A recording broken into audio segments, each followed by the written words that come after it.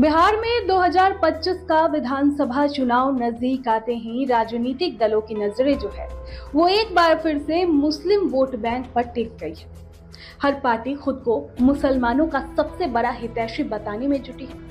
लेकिन अब सबसे बड़ा सवाल यहाँ पर ये उठता है कि क्या ये सच्ची चिंता है या सिर्फ चुनावी रणनीति।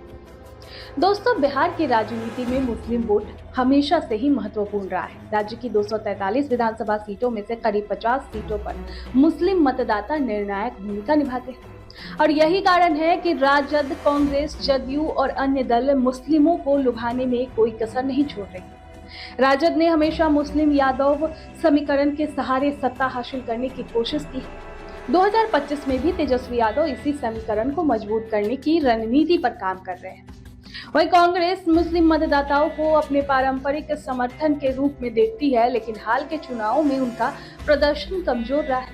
कांग्रेस यद्यपि महागठबंधन का ही हिस्सा है, लेकिन वो मुसलमानों में अपनी अलग पैठ बताना चाहती है। कर्नाटक विधानसभा चुनाव में कांग्रेस को इस बात का एहसास हो गया कि उसे अपने परंपरागत वोट बैंक की राजनीति करनी है। कांग्रेस का परंपरागत वोट बैंक मुसलमान, दलित और ब्राह्मण रहे हैं। कर्नाटक में कांग्रेस सरकार ने मुसलमानों की ताकत पहचानते हुए उन्हें सरकारी ठेकों और खरीद में 4% मुस्लिम आरक्षण का बिल भी विधानसभा में पास कराया है। चुनाव के वक्त बजरंग दल पर बैन का वादा भी कांग्रेस ने किया था, जिससे मुसलमान कांग्रेस के प्रति आकर्षित हुए। कांग्रेस ने मुसलमानों के मुद्दे को जोर शोर से उठाने की रणनीति भी बनाई है। आरजेडी सुप्रीमो लालू यादव भी शुरू में पिछड़ों के बीच अपनी धाक तो जमाई ही, उन्होंने मुस्लिम यादव आबादी के बड़े वोट बैंक को ध्यान में रखते हुए MY समीकरण बनाया। तब से अब तक यानी 2005 के पहले से लेकर 2025 तक आरजेडी के लिए ये सबसे भरोसेमंद समीकरण साबित हुआ है। बता दें कि सिवान के सांसद रहे शहाबुद्दीन, तस्लीमुद्दीन और अब्दुल बारी सिद्दीकी की सहायता से मुस्लिम यादव समीकरण की नींव रखी गई थी। लालू राबड़ी ने अगस्त 15 साल बिहार पर बेखटके राज किया, तो इसमें MY समीकरण की महत्वपूर्ण भूमिका रही। हालांकि बाद में यह समीकरण में नीतीश कुमार ने सेंध लगा दी और इसमें बड़े पैमाने पर मुसलमान वोटर आरजेडी की बजाय जेडीयू के साथ चले। नीतीश कुमार की जदयू में अब तक मुस्लिम वोटरों को अपनी ओर बनाए रखने की कोशिश की। उन्होंने मदरसों के आधुनिकीकरण, छात्रवृत्ति और अल्पसंख्यक कल्याण योजनाओं पर जोर दिया है।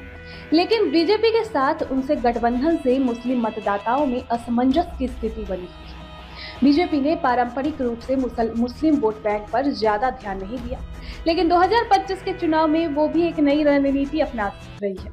पार्टी अल्पसंख्यक समाज को साधने के लिए पसमानदा मुसलमानों को जोड़ने की कोशिश कर रही है। इसके अलावा कुछ मुसलमान चेहरों को आगे लाकर संदेश दिया जा रहा है कि बीजेपी सिर्फ हिंदू वोटरों पर निर्भर नहीं करना चाहती। हाल के राजनीतिक घटनाक्रम इस रणनीति को स्पष्ट रूप से दर्शाते हैं। सबसे पहला है इफ्तार पार्टियों का आयोजन। राजनीतिक दलों में मुस्लिम समुदाय के साथ संबंध मजबूत करने के लिए इफ्तार पार्टियों का आयोजन किया है। हाल ही में मुख्यमंत्री नीतीश कुमार इफ्तार पार्टी के कुछ मुसलमान संगठनों ने भाग नहीं लिया, जबकि लालू यादव की दावतों में शामिल हुए। अगला है सौगाते मोदी किट का वितरण। भारतीय जनता पार्टी यानी बीजेपी मुस्लिम समुदाय को आकर्षित करने के लिए सौगाते मोदी किट तैयार की है, जिसमें साड़ी, लुंगी, टोपी, इत्र, सेवैया और ड्राई फ्रूट शामिल है। ये पहली विपक्षी दलों द्वारा मुस्लिम वोट बैंक को साधने के प्रयासों के बीच देखी जा रही है। वक्फ वोट संशोधन बिल पर विरोध।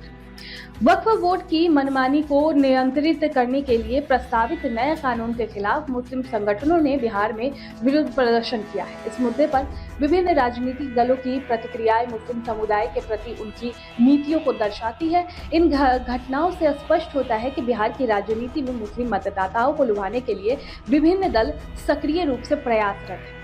हालांकि अब देखना ये महत्वपूर्ण होगा कि ये प्रयास वास्तविक विकास और कल्याणकारी नीतियों में कैसे परिवर्तित होते हैं। इन सब पर आपकी क्या राय है दोस्तों, कमेंट बॉक्स में हमें जरूर बताएं।